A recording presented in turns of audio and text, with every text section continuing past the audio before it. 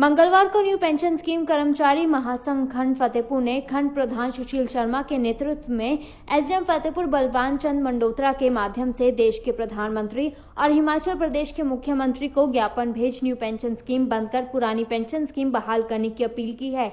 इस मौके पर खंड प्रधान सुशील शर्मा ने कहा कि नई पेंशन स्कीम कर्मचारियों के साथ भद्दा मजाक है। उन्होंने कहा पुरानी पेंशन स्कीम बहाल न होने तक हमारी लड़ाई ऐसे ही जारी रहेगी। उन्होंने प्रदेश सरकार से अनुरोध किया कि जब तक पुरानी पेंशन स्कीम बहाल नहीं की जाती तब तक केंद्र सरकार की 5 मई 2009 की अधिसूचना अनुसार कर्मचारियों के दिव्यांग या दिवंगत होने की सूरत में उनके परिवार को पारिवारिक पेंशन दी जाए।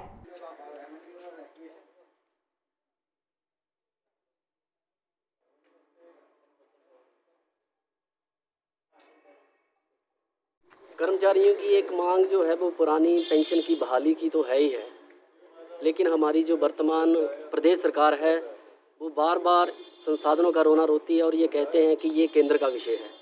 लेकिन हम ये कहते हैं, कर्मचारी ये कहते हैं कि अगर ये पुरानी पेंशन को बहाल करना केंद्र का विषय है तो कम से कम जो केंद्र सरकार के द्वारा 2009 में एक अधिसूचना जारी की गई थी कि किसी भी सेवारत कर्मचारी के दिवंगत होने पर या उसकी मृत्यु के पश्चात उसके परिवार को सारे पुरानी पेंशन के लाभ प्रदान किए जाते हैं। तो हम ये गुजारिश करते हैं हमारी वर्तमान प्रदेश सरकार से कम जब तक केंद्र सरकार इसके ऊपर कोई फैसला नहीं लेती तो आप केंद्र सरकार की 2009 की अधिसूचना को हमारे प्रदेश में भी लागू करें। और जहाँ तक संसाधनों का जो हर बार हवाला देते हैं प्रदेश सरकार या कोई और सरकार, तो हम ये कहते हैं कि जिस प्रकार वो अपने लिए 3 या 4 पेंशन इन्हीं संसाधनों से व्यवस्थित कर पा रहे हैं, उन्हीं संसाधनों से कर्मचारियों के लिए कम से कम एक सुरक्षात्मक पेंशन योजना जो है वो लागू करने की कृपा करें। तो सर, आप एसडीएम ऑफिस में कोई मेमोरेंडम देने आए, किस उपलक्ष्य पे आए? देखिए, पिछले 4 वर्षों से सिर्फ हिमाचल प्रदेश में ही नहीं, सिर्फ एक खंड में ही नहीं, लेकिन संपूर्ण भारतवर्ष में एक काले कानून के विरुद्ध कर्मचारी लगातार संघर्षरत हैं।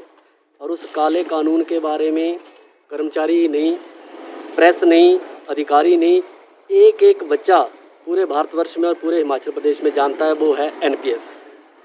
जैसा कि सभी को पता है कि इस काले कानून के लागू होने के पश्चात कर्मचारियों की स्थिति कितनी दयनीय हो जाती है रिटायरमेंट के बाद। तो लगातार 4 वर्षों से ये सिलसिला जारी है।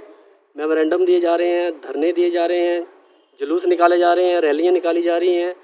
दिल्ली, हिमाचल प्रदेश की राजधानी शिमला, खंड स्तर पर, जिला स्तर पर, हर जगह हर कुछ दिनों के उपरांत ऐसे आयोजन किए जाते हैं। लेकिन हमारी सरकारें जो हैं आज दिन तक कर्मचारियों की इस दयनीय स्थिति के प्रति बिल्कुल उदासीन रवैया अपनाए हुए हैं और ये हम सभी कर्मचारियों के लिए एक बड़ी गंभीर चिंता का विषय है।